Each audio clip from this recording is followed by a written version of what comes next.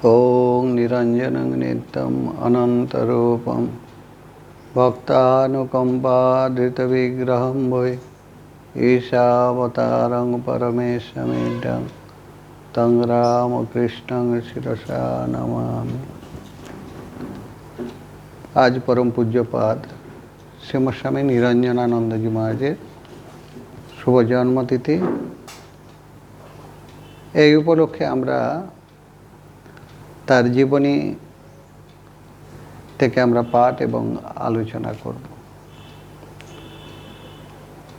বর্তমান যুগের অবতার ভগবান শ্রীরামকৃষ্ণ দেব যে কয়জন অন্তরঙ্গকে ঈশ্বরকোটি রূপে চিহ্নিত করেছিলেন,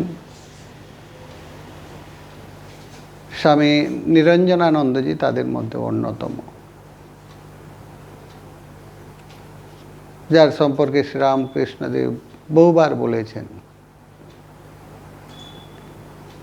রামচন্দ্রের অংশে তার আবির্ভাব, এই সমস্ত মহাপুরুষদের জীবন আমরা যদি দেখি,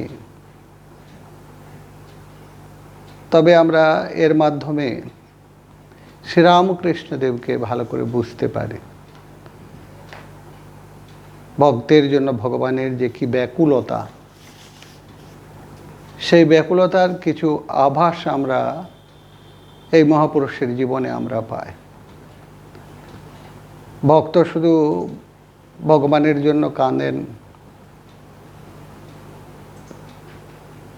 এটা আমরা জানি। আমরা যারা সাধন ভজন করি, যারা ভক্ত, তারা ঈশ্বরের কাছে কেঁদে কেঁদে প্রার্থনা করেন। যার কথা শ্রীরামকৃষ্ণদেব কথামৃতের বিভিন্ন জায়গায় প্রসঙ্গে বলেছেন, কেঁদে কেঁদে ঈশ্বরের কাছে প্রার্থনা। ভগবানের জন্য ভক্ত কাঁদছেন। ভগবানও আবার কখনো কখনো ভক্তের জন্য কাঁদেন। ভগবান শ্রীরামকৃষ্ণদেবের এই জীবন আমরা যদি একটু আলোচনা করি, তবে দেখতে পাব ভক্তের জন্য তার কত ভালোবাসা, ভক্তের কল্যাণ চিন্তা, ভক্তের জন্য আকুলতা। ভক্তের ঈশ্বর দর্শন হচ্ছে না বলে প্রতিনিয়ত তার চিন্তা, এর ভুরি ভুরি দৃষ্টান্ত আমরা ঠাকুরের সন্তানদের জীবনে পাই। দক্ষিণেশ্বর ঠাকুর কেঁদেছেন অনেক দিন, কেঁদে কেঁদে প্রার্থনা করছেন, ওরে তোরা কোথায়, কে আছিস, আয়, আমি যে আর থাকতে পারছি না। ভক্তই শুধু ডাকে না, ভগবানও ভক্তকে ডাকে। এই জন্য ভক্তের সাথে ভগবানের একটা যে সম্পর্ক, যে মেলবন্ধন, ভক্তিশাস্ত্রে তার ভুরি ভুরি দৃষ্টান্ত আমরা পাই। ভাগবতে তার ভক্তা সঞ্জাতয়া ভক্তা, ভক্তি থেকে ভক্তি। ভক্তের জন্য ভগবান সব কিছু ত্যাগ করতে প্রস্তুত। আমাদের যে সমস্ত ধর্মগ্রন্থ, রামায়ণ, মহাভারতে এর ভুরি ভুরি দৃষ্টান্ত আমরা পাই। এই একই ঘটনা বর্তমান যুগের অবতার শ্রীরামকৃষ্ণদেবের জীবনে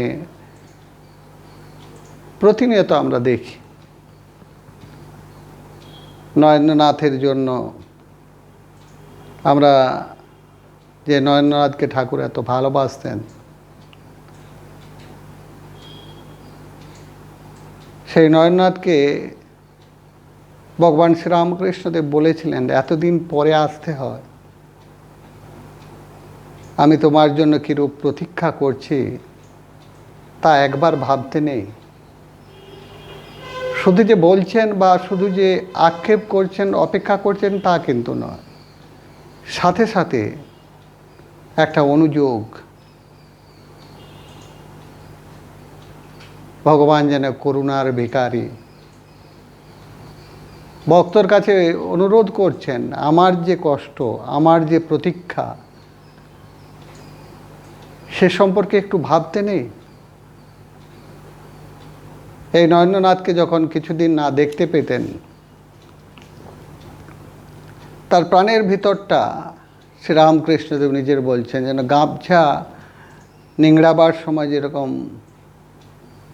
জোর করে মোচড় দিচ্ছে, এই রকম অনুভূতি শ্রীরামকৃষ্ণদেবের হতো।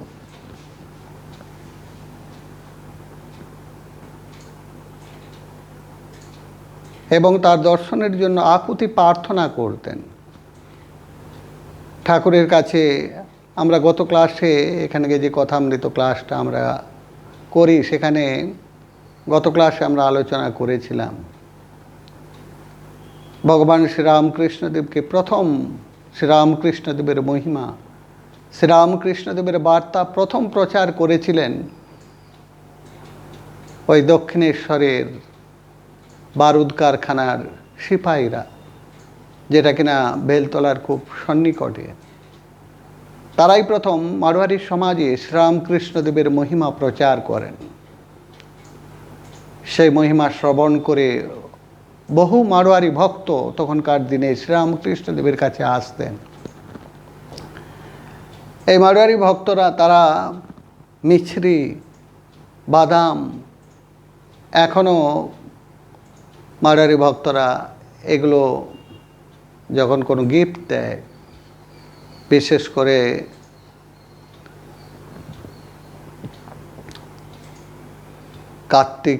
কার্তিক মাসে যখন কালী পুজো, আমাদের যখন কালী পুজো, দীপাবলি উৎসবের সময় তারা গিফট দেয়। শ্রীরামকৃষ্ণদেব তিনি ভগবানের কাছে, ভক্তের কাছে, সাধু সন্তের কাছে আসতে গেলে কিছু নিয়ে যেতে বলতেন। এই শ্রীরামকৃষ্ণদেব পরবর্তীকালে তিনি বলছেন, দেখো তোমরা তো 1 পয়সারও বাতাসা নিয়ে এসে আমার খোঁজ নিতে পারিস না, তবুও তোমাদের জন্য আমার এত ব্যাকুলতা, তোমাদের কল্যাণ চিন্তা করতে করতে। এই মারোয়ারি ভক্তদের জিনিসগুলো যখনই কোনো ভালো জিনিস শ্রীরামকৃষ্ণদেবের কাছে আসতো, সেটা কি করে এই নরেন্দ্রনাথের কাছে, নরেন্দ্রনাথকে দেওয়া যায়, কাউকে পাঠিয়ে দিতেন, ভক্তদের দিয়ে নরেন্দ্রনাথকে পাঠিয়ে নরেন্দ্রের কাছে পাঠিয়াতেন। অনেক সময় দেখছেন কেউ যাওয়ার নেই, অনেক দিন হয়ে গেছে, তখন নিজের ভ্রাতুষ্পুত্র এই রামলালকে দিয়ে পাঠাতেন। সেই ঘটনা আপনারা হয়তো অনেকেই জানেন, কীরকম ভালোবাসা। রামলালকে দুপুরবেলা খাওয়ার পর এসে বলতেন, জিজ্ঞেস করতেন, কী রে, কলকাতায় কোনো দরকার নেই? রামলাল দাদাও তিনি বুঝতে পারতেন আমার কলকাতায় কি দরকার, তবে আপনি বললে যেতে পারি। শ্রীরামকৃষ্ণদেব খুব সুন্দর, আমরা যদি দেখি শ্রীরামকৃষ্ণদেবও যেন জেনে না জানানোর একটা আছে, কি সুন্দর একটা কথোপকথন।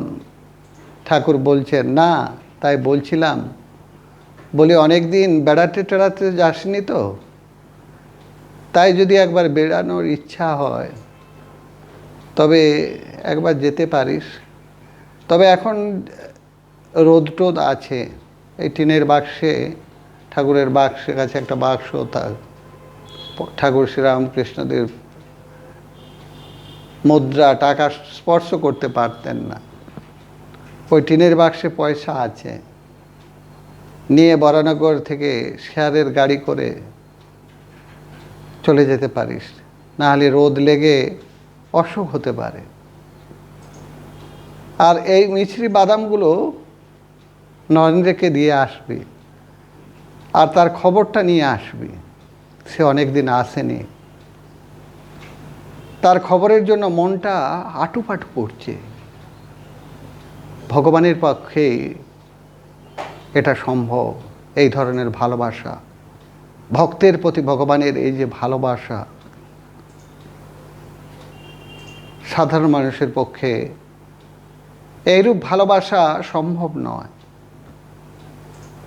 এটা যে কেবলমাত্র নরেন্দ্রনাথের ক্ষেত্রে প্রযোজ্য তা কিন্তু নয়। রাখাল যখন ঠাকুরের কাছে আসতেন,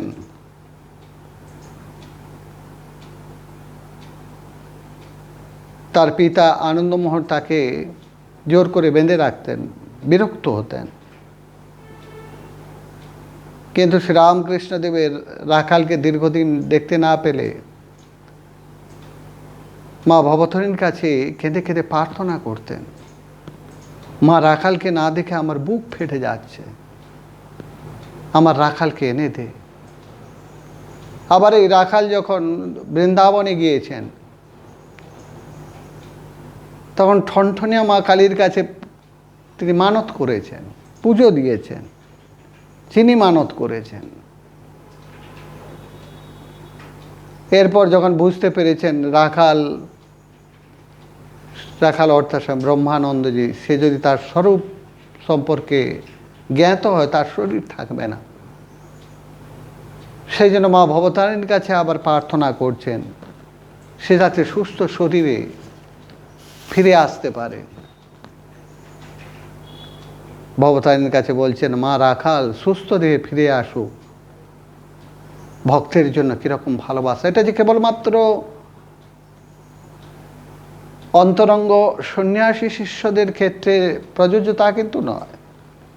কেশবচন্দ্র সেন সরে যাওয়ার পর শ্রীরামকৃষ্ণ তখন কাশীপুরে, কেশব সেনের ছেলে এসছেন, তাকে কোলের কাছে টেনে নিয়ে কাঁদছেন, গায়ে হাত বুলোচ্ছেন। নিজে অসুস্থ কাশীপুরে, ছেলেকে দেখে কেশববাবুর কথা মনে পড়ছেন, কত গভীরভাবে ভালোবাসতেন তাকে।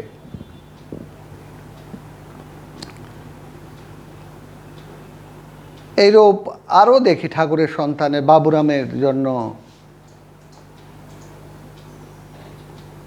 বাবুরামের ভাব সমাধির জন্য ঠাকুরের কাছে আকুতি মিনতি করেছেন। সেই জন্য মা ভবতারিণীর কাছে প্রার্থনা করছেন, বাবুরামের যাতে তার মনোবাসনা পূর্ণ হয়।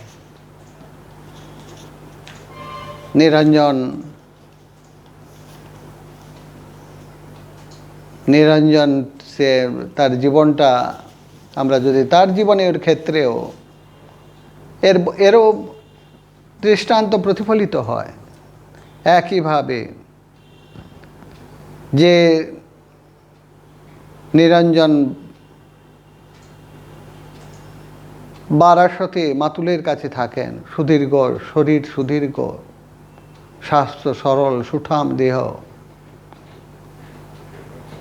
আর আহারিটোলায় ডাক্তার পেরিচাঁদ মিত্র মহাশয়ের বাড়িতে তিনি প্রেততত্ত্বান্বেষীর মিডিয়া হিসাবে কাজ করেন, মিডিয়াম। কারণ তার উপরে সহজে ভূতাবেশ হতো, এবং এর দ্বারা কি হতেন, যে সমস্ত দুরারোগ্য রোগ তখনকার দিনে, তাদের দুরারোগ্য রোগের অসুখ বিসুখ সারিয়ে দিতেন। মানুষের জীবনে কিছু কিছু ঘটনা, সেই ঘটনা থেকে মানুষ বৈরাগ্যের দিকে চলে যায়। সমস্ত ত্যাগী মহাপুরুষদের, সাধু সন্তদের জীবনের এর বহু দৃষ্টান্ত আমরা পাই। তুলসীদাসের জীবনে তিনি তার স্ত্রীকে খুব ভালোবাসতেন। সেই স্ত্রী যখন একবার তাকে তিরস্কার করলেন, যে তোমার যে আমার প্রতি এই যে ভালোবাসা, সেই ভালোবাসার যদি কিছুটা অংশ ঈশ্বরকে দিতে, তো ঈশ্বর দর্শন হয়ে যেত। কথাটা শুনে সাথে সাথে সমস্ত কিছু ত্যাগ করে চলে এলেন কাশীতে, তপস্যায় নিমগ্ন হলেন।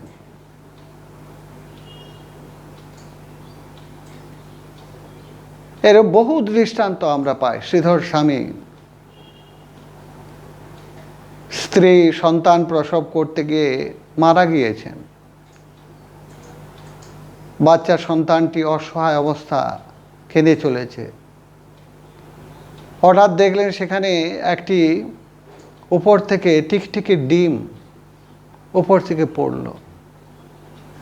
ডিমটা ফেটে গিয়ে একটা বাচ্চা বেরোলো। সেই বাচ্চাটা যে একটু নেড়ে চড়ে দাঁড়িয়েছে, দেখছেন সেখানে একটা কোথা থেকে পোকা এসে হাজির। ওই বাচ্চাটা পোকাটা খেয়ে নিল। তারপর সে সুস্থ হয়ে সেখান থেকে আড়ালে চলে গেল। এর থেকে শ্রীধর স্বামী বুঝলেন যে প্রত্যেকটি ব্যবস্থা, প্রতিটি প্রাণীর সমস্ত ব্যবস্থা তিনি করে রেখেছেন। আমার যে সন্তান মাটিতে শুয়ে আছে তার কথাই তিনিই ব্যবস্থা করবেন। কিছু কিছু ঘটনা মানুষের জীবনে বৈরাগ্যের পথে নিয়ে যায়। ঠাকুরের সন্তানদের এর ভুরি ভুরি দৃষ্টান্ত আমরা পাই। শারদা প্রসন্ন স্বামী ত্রিগুণাতীতানন্দজি পরীক্ষা দিতে গিয়েছেন। তার বাবা একটা সোনার ঘড়ি দিয়েছিলেন, সেই সোনার ঘড়িটি হারিয়ে ফেলেছেন। তার থেকে বৈরাগ্য, মন খারাপ।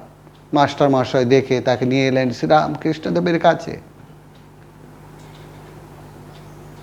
সামান্য ঘটনা কোথায় মানুষকে নিয়ে চলে যায়। নিরঞ্জনানন্দজির জীবনেও আমরা দেখি, ভুতুড়েদের দলে যাতায়াত করছেন, সেখানে একজন এসে উপস্থিত ধনাঢ্য ব্যক্তি।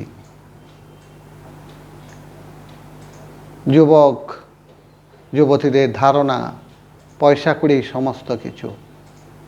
যার পয়সা আছে সে হয়তো সব থেকে বেশি খুশি।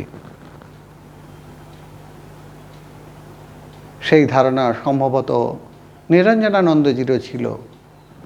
সেই নিরঞ্জনানন্দজি তিনি দেখছেন এই মানুষটির এত ধনশালী, এত ধনসম্পত্তির তিনি অধিকারী, কিন্তু তার মনের মধ্যে অশান্তি। দীর্ঘ 18 বছর ধরে অনিদ্রায় ভুগছেন। সে মানুষটা এসছেন নিরঞ্জনের কাছে কি করে এর থেকে শান্তি পেতে চায়। পরবর্তীকালে স্বামী নিরঞ্জনানন্দজি বলছেন, ওই মানুষটির কি শান্তি হয়েছিল আমি জানি না, কিন্তু এর দ্বারা আমি বুঝতে পেরে গেলাম বৈরাগ্য, বৈরাগ্যের বিষয় আসার। শাস্ত্রে বলছেন এই বৈরাগ্যের সম্পর্কে বলছেন, বিরজ্য বিষয়া বার্তা দোষ দৃষ্টা মুহুর্মুহ। বিরজ্য বিষয় বার্তার বিষয়ের দোষ দেখবে মুহুর্মুহ, প্রতিনিয়ত। দেখতে দেখতে মানুষ কি হয়, ধীরে ধীরে বিষয় ত্যাগ করে ঈশ্বরের দিকে এগিয়ে যায়। এইরূপ ধনকুবের হইয়া ব্যক্তিকে দারুণ কষ্ট দেখতে পেয়ে ধন সম্পত্তির যে অসারতা সম্পর্কে গভীর রেখাপাত। নিরঞ্জনানন্দজির জীবনে আমূল পরিবর্তন, সাথে সাথে বৈরাগ্য সঞ্চারের সাথে সাথে আধ্যাত্মিক রাজ্যের দ্বার যেন তার উন্মুক্ত হয়ে গেল। এদিকে খবর পেলেন লোকমুখে শ্রীরামকৃষ্ণদেবের সেই অদ্ভুত ভগবত প্রেমের কথা, তার সেই চিত্তাকর্ষক কথামৃত, অমৃত স্বরূপ যে সমস্ত কথা লোকমুখে সর্বদা প্রচারিত। উদ্গ্রীব হয়ে অপেক্ষা করতে থাকেন কখন সেই মহাপুরুষের দর্শন পাবেন। 1881 খ্রিস্টাব্দের সম্ভবত 1882 খ্রিস্টাব্দে ওই প্রেতাত্মানেষু সন্ধিৎসু জন কয়েক বন্ধুর সাথে এসে উপস্থিত হলেন দক্ষিণেশ্বরে। তারা একটা অনুরোধ করলেন শ্রীরামকৃষ্ণদেবের কাছে। এদিকে নিরঞ্জনের বয়স তখন আনুমানিক 28, সুদীর্ঘ চেহারা, চক্ষে যেন জ্যোতির। দেখেই শ্রীরামকৃষ্ণদেব বুঝতে পেরেছেন। তার বন্ধুরা শ্রীরামকৃষ্ণকে এই প্রেতাবতরণের মাধ্যম হওয়ার জন্য অনুরোধ করলেন। বালকের ন্যায় এই সরল প্রকৃতি শ্রীরামকৃষ্ণদেব সাথে সাথে সম্মত হলেন, এসে উপবেশন করলেন সেই চক্রে। কিন্তু কিছুক্ষণ পরেই আসন ত্যাগ করলেন। নিরঞ্জন যখন দক্ষিণেশ্বরে আসেন, শ্রীরামকৃষ্ণদেব তখন ভক্ত পরিবেষ্টিত। সন্ধ্যার সময় সকলে উঠে যখন গিয়েছেন, শ্রীরামকৃষ্ণদেব এসে নিরঞ্জনের পাশে বসলেন এবং তার পরিচয় নিয়ে জানলেন। এবং শ্রীরামকৃষ্ণদেব বললেন, দেখ নিরঞ্জন, ভূত করলে তুই ভূত হবি, আর যদি ভগবান ভগবান করিস ভগবান হবি। তা কোনটা হওয়া ভালো? নিরঞ্জন উত্তর দিলেন, তাহলে ভগবান হওয়াই ভালো। এইভাবে শ্রীরামকৃষ্ণদেব তাকে ধীরে ধীরে এই ভুতুড়েদের সঙ্গ ত্যাগ করার কথা বললেন। সাথে সাথে নিরঞ্জনানন্দজি রাজি হয়ে গেলেন। স্বামী অদ্ভুতানন্দজি ওই দিন উপস্থিত, তিনি তার স্মৃতিকথায় লিখছেন, নিরঞ্জনকে ভগবান শ্রীরামকৃষ্ণদেব সেদিন বলেছিলেন, দেখ, তুই যদি সংসারীর ৯৯টা উপকার করিস আর একটা অপকার করিস, তবে সংসারে মানুষ তোকে দেখবে না, দেখতে পারবে না। কিন্তু তুই যদি ঈশ্বরের কাছে ৯৯টা অপরাধ করিস, কেবলমাত্র তার জন্য একটা প্রীতির কাজ করিস, তাহলে তোর সব মার্জনা তিনি মার্জন করে দেন। যত অপরাধ সেগুলো সব মার্জনা করে দেন। মানুষের ভালোবাসায় এবং ঈশ্বরের ভালোবাসা, এই হচ্ছে পার্থক্য। ঠাকুর তার সাথে ধীরে ধীরে আপনজনের মতো, কারণ শ্রীরামকৃষ্ণদেব বুঝতে পেরেছিলেন এই মানুষটি হচ্ছে ঈশ্বর কোটি। অবতার যখন আসেন যুগের কল্যাণে, সঙ্গে করে আমরা বৈষ্ণব শাস্ত্রে তার সে সম্পর্কে ভাগবতে এর ভুরি ভুরি দৃষ্টান্ত উল্লেখ করেছেন। অবতার যখন আসেন, তার লীলাক্ষেত্রেও তিনি নিয়ে আসেন সাঙ্গ পাঙ্গ। শ্রীরামকৃষ্ণদেব বলছেন, কলমির দলের মতো এক সূত্রে গাঁথা, এরা সাথে সাথে আসেন, লীলা করে চলে যান। এইরূপ মানুষ ঈশ্বর কোটি। স্বামী নিরঞ্জনানন্দজির আজকে শুভ জন্মতিথি। ঠাকুরের আপনজনের সহিত যেন তার কথোপকথন, কথা আর শেষ হয় না। সন্ধে হয়ে আসছে। শ্রীরামকৃষ্ণদেব বলছেন, আজকে নাই বা গেলি বাড়ি, নাই বা ফিরলি, এখানে আজকে থাক না। কিন্তু মাতুলকে বলানো হয়নি, মাতুল রাগ করবেন। শ্রীরামকৃষ্ণদেবের কথাতে রাজি হলেন না। তখন শ্রীরামকৃষ্ণদেব বলছেন, ওরে এতটা যেতে কষ্ট হবে, যাসনি, থেকে যা। তাতেও রাজি না। সম্মত না হয় ঠাকুর বললেন, একান্তই যাবি তো যা, কিন্তু আবার আসিস। কবে আসবি? নিরঞ্জয় শীঘ্রই আসবেন বলে শ্রীরামকৃষ্ণদেবের পদধূলি নিয়ে বিদায় নিলেন। এই দর্শনের পর যেতে যেতে সারা রাস্তা তিনি ভেবে চলেছেন, থেকে গেলেই হতো। অমনি আবার কর্তব্য বুদ্ধি স্মরণ করে মামা রাগ করবেন। সেদিনকার মতো নিরঞ্জন ফিরে এলেন আর অপেক্ষা করতে থাকলেন কবে আবার ফিরে আসবেন। 2-3 দিন পরে সন্ধ্যার একটু পূর্বে তিনি দক্ষিণেশ্বরে ঠাকুরের পদপ্রান্তে এসে উপস্থিত। কক্ষের দ্বারে আগমন মাত্র ঠাকুর দ্রুত পদে এসে তাকে আলিঙ্গন করলেন এবং আকুল স্বরে বললেন, ওরে নিরঞ্জন, দিন যে যায়, তুই কবে ভগবান লাভ করবি? এই যে ভক্তের প্রতি ভগবানের ব্যাকুলতা, তুই কবে ভগবান লাভ করবি? দিন যে চলে যায়, ভগবানকে লাভ না করলে সবই যে বৃথা। আমি যে তাই ভেবে আকুল, হে নিরঞ্জন। ভক্তের জন্য ভগবানের দেখুন কিরকম ব্যাকুলতা। ভক্ত ভগবানের এই সম্পর্ক আমরা এই সমস্ত মহাপুরুষের জীবন ছাড়া জানতাম না। ভক্ত যেরকম ভগবানের জন্য প্রার্থনা করেন, ভগবানও ভক্তের জন্য তার কত আকুতি, তার কত প্রার্থনা, তার কত চিন্তা, তার কত ব্যাকুলতা। নিরঞ্জন অবাক হয়ে শুনছেন, ভাবছেন ইনি কে? আমার ভগবান লাভ হচ্ছে না বলে, দিন চলে যাচ্ছে বললে আমার জন্য তার এত আরতি কেন? এটাই কি অহেতুকি ভালোবাসা? অহেতুকি অর্থাৎ যেখানে কোনো হেতু নেই, কোনরূপ হেতু ছাড়াই ভালোবাসা ভালোবাসার জন্য। ভক্তি শাস্ত্রে বলছেন পরম প্রেম সা তস্মিন পরম প্রেম রূপ। ভালোবাসা কেবলমাত্র ভালোবাসার জন্য, এখানে দান প্রতিদানের কোনো সংস্পর্শ নেই।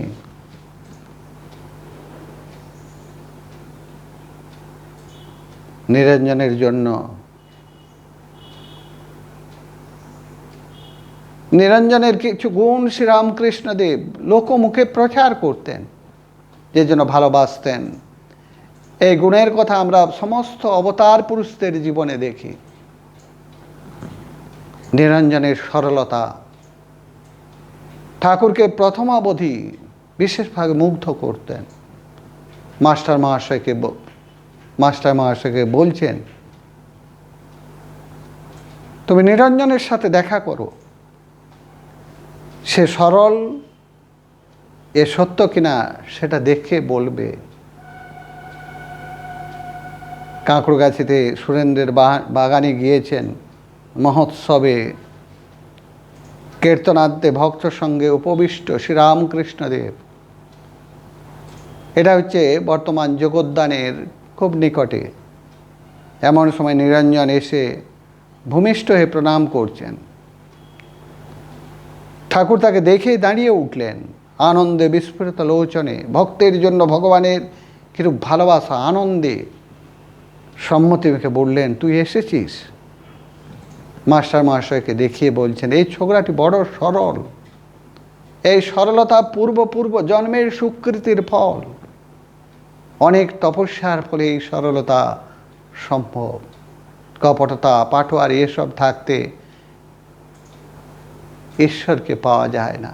এই সরলতার কথা বলছেন, বাইবেলেও এই সরলতার কথা বলছেন। নারদ ভক্তি সূত্রে বলছেন বালকবধ ভবতি, এই বালকবধ, চাইল্ড লাইক, বাইবেলে বলছেন বালকবধ ভবতি, স্তব্ধ ভবতি, মত্ত ভবতি। নারদ ভক্তি সূত্রে নারদ ঋষি বলছেন বালকের মতো। শ্রীরামকৃষ্ণদেবের জীবনে এর ভুরি দৃষ্টান্ত আমরা পাই। শ্রীরামকৃষ্ণদেবের কাছে যখন ভক্তরা আসতেন, শ্রীরামকৃষ্ণদেব ভক্তদের বলতেন, সাধুর কাছে গেলে, সাধু দর্শনে যে গেলে কিছু নিয়ে আসতে হয়। শ্রীরামকৃষ্ণদেবের, যেটাকে শ্রীরামকৃষ্ণদেব বলছেন লাট সাহেবের গাড়ির চাকা, রথের চাকা, জিলিপি খুব পছন্দ করতেন। অনেকেই চাঙাড়িটি করে জিলিপি নিয়ে আসতেন। এদিকে কথোপকথন চলছেন, কথামৃত ভক্তরা শ্রবণ করছেন শ্রীরামকৃষ্ণদেবের মুখে। কোনো ভক্ত এক চাঙাড়িতে করে জিলিপি নিয়ে এসে শ্রীরামকৃষ্ণদেবকে দিয়েছেন। সেই চাঙাড়ি ভর্তি জিলিপি সেখানে উপবিষ্ট পড়ে রাখা আছে। শ্রীরামকৃষ্ণদেব ভক্তি শাস্ত্রের সমস্ত উচ্চ কথা বলছেন। হঠাৎ দেখছেন একটি বাচ্চা ছেলে আসছে।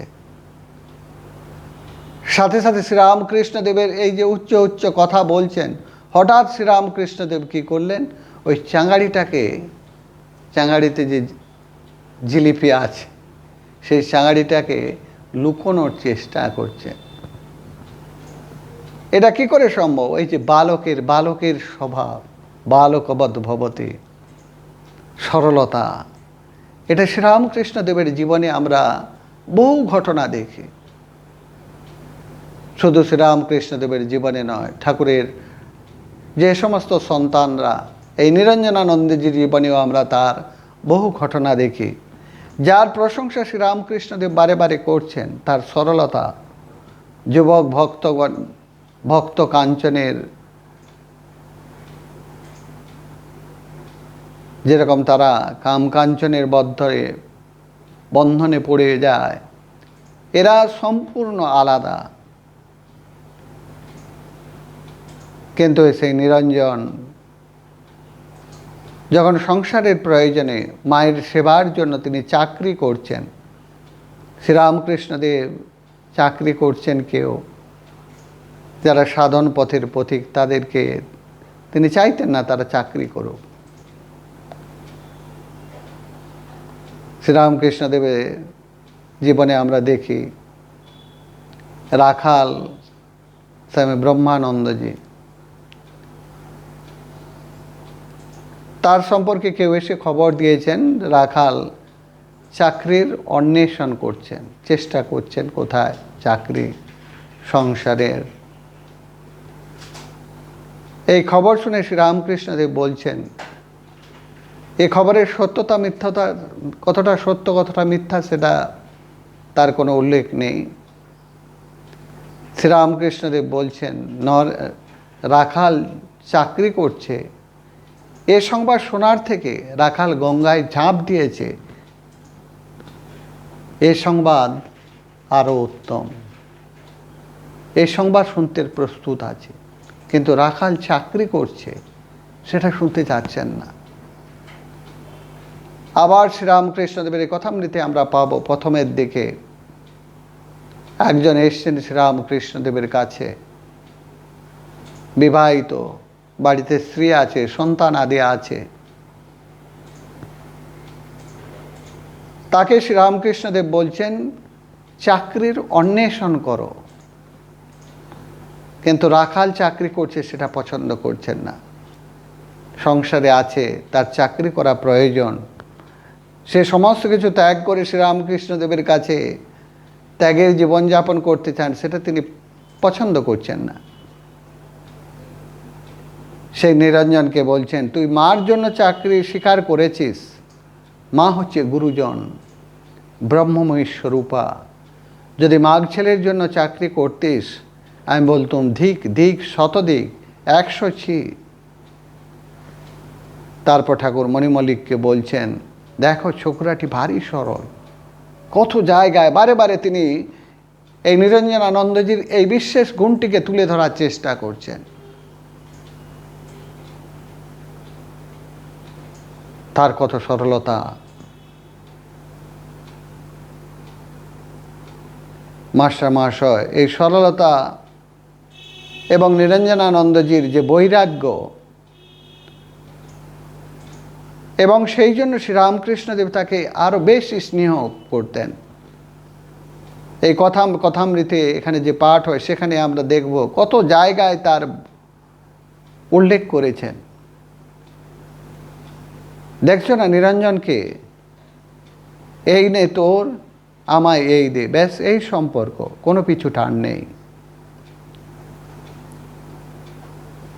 নিরঞ্জনের সম্পর্কে বলছেন এরা হচ্ছে বেটা ছেলের ভাব, নরেন্দ্র, রাখাল, নিরঞ্জন। আবার কখনো কখনো বলছেন আলেক নিরঞ্জন, নিরঞ্জন আয় বাপ খারে নেরে, তবে তোর খাইয়ে জন্ম সফল করব। তুই আমার জন্য দেহধারণ করে নররূপে এসেছিস।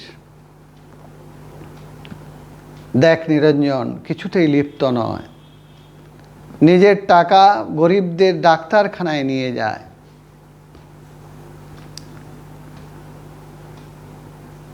সমস্ত কিছুর মধ্যেও ঠাকুর কিন্তু তার সন্তানদের শাসন করতেন। এই নিরঞ্জন ছিলেন একটু উগ্র প্রকৃতির। সহজে কেউ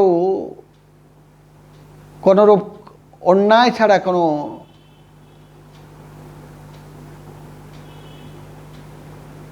তিরস্কার করবে সেটা সহ্য করতেন না। নৌকোতে করে যখন দক্ষিণেশ্বর আসতেন, অনেক সময় আরোহীরা, আমরাও দেখেছি প্রথমের দিকে, প্রথম যখন আমরা বেলুড় মঠে যেতাম, এইভাবে কত মানুষ, জানি না তাদের কি স্বার্থ, তারা এইভাবে করতেন, নিন্দাবাদ করতেন। দক্ষিণেশ্বরে আসবার কালে আরোহী সকলকে ঠাকুরের সম্পর্কে অযথা এইরূপ নিন্দাবাদ করতে দেখে নিরঞ্জনানন্দজি কিন্তু ক্ষান্ত হয়ে থাকলেন না, তীব্র প্রতিবাদ করলেন এবং তাদেরকে নিরস্ত করার চেষ্টা করলেন। তাতেও যখন তারা শান্ত হচ্ছেন না, তখন এই নৌকো ডুবে দেওয়ার জন্য, ডুবে সেই প্রতিশোধ নেবেন, যেই অগ্রসর হলেন, তার এইরূপ শরীর, বলিষ্ঠ চেহারা, তার উগ্র মূর্তি দেখে সবাই লোকে জড়সড়, ভয়ে জড়সড় হয়ে গেল, অনুনয় বিনয় ক্ষমা প্রার্থনা করতে লাগলেন। এদিকে সংবাদ পৌঁছে গেছে শ্রীরামকৃষ্ণদেবের কাছে। শ্রীরামকৃষ্ণদেব তাকে বলছেন, দেখ, ক্রোধ হচ্ছে চণ্ডাল, ক্রোধের বশত হয়ে তুই কি করতে যাচ্ছিলি? যারা মাঝি, তারা তো তোমার কোনো অন্যায় করেনি, তাদের কি ক্ষতিটাই করতে গিয়েছিলি? আবার একই ঘটনা, এইরূপ ঘটনা আমরা দেখি যোগানন্দজির জীবনে। যোগানন্দজিকে জীবনে তার সেটা ছিল সম্পূর্ণ বিপরীত। একই ঘটনা, সেখানে উপস্থিত যোগানন্দজি কোনো প্রতিবাদ করলেন না। শ্রীরামকৃষ্ণদেব বলছেন, জানিস গুরুর নিন্দা শোনা মহাপাপ, হয় সেই স্থান ত্যাগ করো, নচেত গুরু নিন্দাকারীর তাকে হত্যা করো। হত্যা করো হয়তোবা একটু বেশি হয়ে গেল, তাকে শায়েস্তা করো, প্রতিবাদ করো। ক্রোধের বশে, কিন্তু নিরঞ্জনকে বলছেন ক্রোধের বশে, অর্থাৎ বিভিন্ন মানুষের অবস্থা অনুযায়ী তার জীবনের পথে যেটি সব থেকে উপযোগী,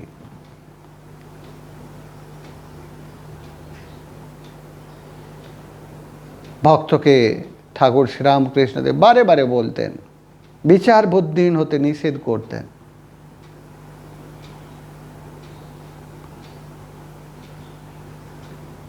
শ্রীরামকৃষ্ণদেব তাকে শাসন করছেন, কিন্তু ভালোবাসা এবং বিশ্বাস। লাটু মহারাজ একদিন দেখছেন নিরঞ্জন ভাইকে ঠাকুর একদিন ভাবাবেশে শুইয়ে দিলেন, তাতেই 3 দিন 3 রাত্রে এবং চোখের পাতা পড়েনি, চারদিকে জ্যোতি দর্শন করছেন, সর্বক্ষণ জপ করে চলছেন, 3 দিন 3 রাত্রি সব সময় জপ করে চলছেন। শ্রীরামকৃষ্ণদেব বলছেন, ভারী ভূত নামান তো কিনা?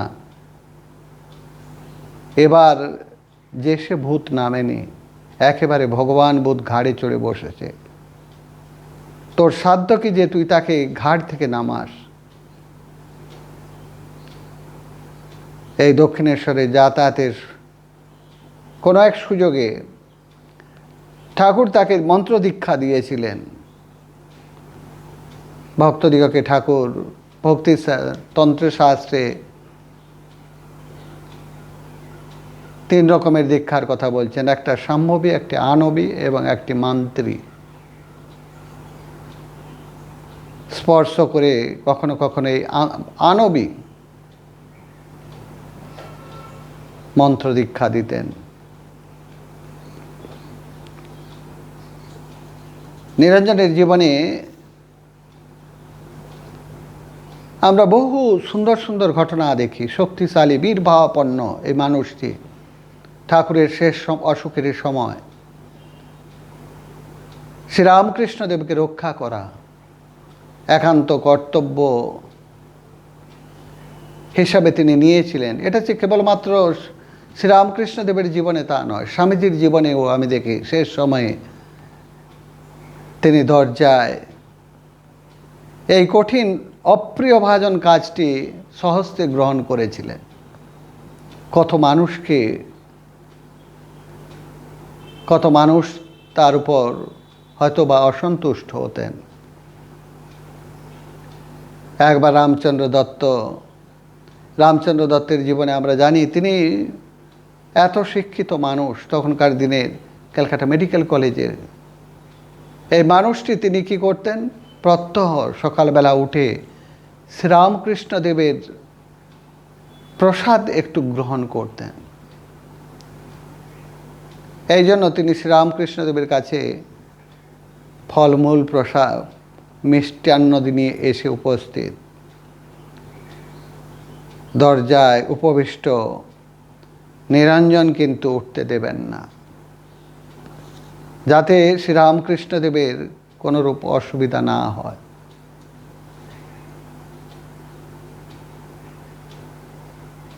শ্রীরামকৃষ্ণদেব কেউ অসুবিধা করুক,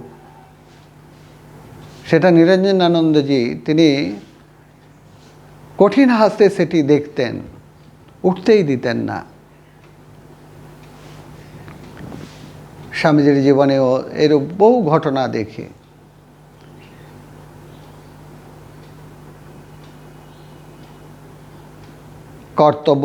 কর্তব্য অনুরোধে বৈরাগ্যের এই প্রথম ভাগে আমরা দেখি নিরঞ্জনকে একটু উগ্র প্রকৃতির লোক মনে হলেও তার চরিত্রের মধ্যে সেই কোমল স্বভাব, সময় বিশেষ যেমন বজ্রাদপি কঠোর হতেন। ঠাকুরের দেহত্যাগের পর অনেকেই যখন আটপুরে গিয়েছিলেন, সেই বিখ্যাত দিন 24শে ডিসেম্বর, সেখানে ধুলি জেনে সারা রাত তারা ধ্যান ভজনে মগ্ন ছিলেন। সেই সময়ে শারদাপ্রসন্ন মহারাজ এই পুষ্করিণীতে, নিকটবর্তী এক পুষ্করিণীতে স্নান করতে যান। শারদা মহারাজ ডুবে যাচ্ছিলেন। নিরঞ্জন মহারাজ নিজের প্রাণের মমতা ত্যাগ করে তাকে উদ্ধার করেছিলেন। এরূপ বহু ঘটনা। কারোর অসুখ শুনলে দৌড়ঝাঁপের কাজ নিজের মাথায় তিনি নিয়ে নিতেন।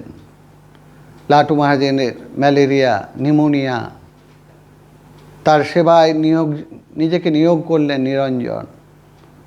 বলরামবাবুর শেষ অসুখের সময় শিবানন্দজি এবং সদানন্দের সহিত প্রাণ ঢালে সেবায় নিমগ্ন হলেন।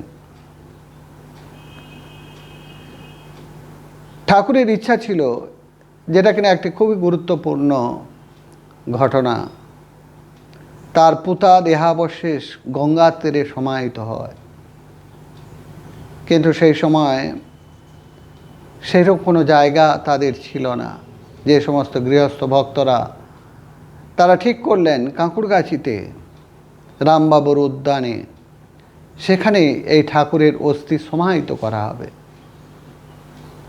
নিরুপায় প্রবীণ এবং নবীনদের মধ্যস্থ করলেন নরেন্দ্রনাথ। প্রবীণদের পক্ষ নিলেন, কিন্তু গোপনে শশী এবং নিরঞ্জন অর্ধেকের উপর ভরসাবশ্যে স্বস্তি সঞ্চয় করে একটি তাম্রপাত্রে রেখে দিলেন, যেটি হচ্ছে আত্মারামের কৌটো, যেটি বেলুড় মঠে সমাহিত করা হয়েছিল 1827 খ্রিস্টাব্দের প্রথম ভাগে। এই নিরঞ্জন বরানগর মঠে আমরা যদি দেখি, এর পিছনেও স্বামীজির কি গুরুত্বপূর্ণ অবদান। আজকে রামকৃষ্ণ মঠ মিশনে আমরা 125 বছর উদযাপন করছি। সেই রামকৃষ্ণ মিশন গড়ে ওঠার পিছনে এই সমস্ত মানুষগুলোর কি গুরুত্বপূর্ণ ভূমিকা। নরেন্দ্রনাথ ঠাকুরের সরে যাওয়ার পর সবাই যখন যে যা নিজেদের পড়াশোনাতে মগ্ন, সংসারে ফিরে গিয়েছেন, তাদের বাড়িতে গিয়ে গিয়ে তাদের অঙ্গীকারের কথা, ঠাকুরের সেই জীবনের কথা, উপদেশের কথা তাদেরকে শোনাতেন, তাদেরকে বৈরাগ্যের পথে অনুপ্রাণিত করতেন। এবং ধীরে ধীরে গড়ে ওঠে এই বরানগর মঠ। সেই বরানগর মঠে সন্ন্যাস গ্রহণান্তে নাম হয় স্বামী নিরঞ্জনানন্দজি। মঠ জীবনে তিনি তপস্যায় ঝোঁক বেশি দেখা যেত।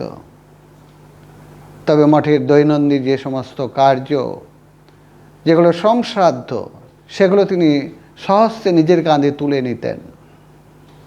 নিরবিচ্ছিন্নভাবে মঠবাস তিনি কখনো বেশি দিন করেননি। এবং তিনি অন্যান্য গুরু ভাতাদের সাথে সাথে তীর্থ দর্শনে বেরিয়ে যান। ঠাকুরের সেই সময় বিরজানন্দজি 1891-92 বরানগর মঠে যাতায়াত আরম্ভ করেন। নিরঞ্জন তাকে নিয়ে মাঝে মাঝে যেতেন পঞ্চবটিতে, ঠাকুরের ঘরে দুজনে গিয়ে ধ্যান, ভজন, তপস্যা করতেন। এই বিরজানন্দজির সঙ্গেও তার একটা সুন্দর সম্পর্ক গড়ে ওঠে। বিরজানন্দকে নিয়ে অনেকবার তিনি জয়রামবাটিতেও যান। বিরজানন্দের যখন ম্যালেরিয়া, বলরাম মন্দিরে তার চিকিৎসার ব্যবস্থা করেন। এবং এই সময় তিনি গিরিশবাবুর কাছে গিয়ে ঠাকুরের কথা, গিরিশবাবুর মুখে ঠাকুরের কথা শুনতেন নিরঞ্জনানন্দজি এবং বিরজানন্দজি। এরূপ বহু ঘটনা আমরা দেখি। মায়ের প্রতি তার যে ভালোবাসা, গত বছর আমরা সে সম্পর্কে আলোচনা করেছিলাম। মায়ের যে মহিমা, মায়ের যে গুরুত্ব, এই সঙ্গের পিছনে মায়ের মহিমা কীর্তন স্বামী নিরঞ্জনানন্দজি প্রথম ভক্ত সমাজে করতে থাকেন।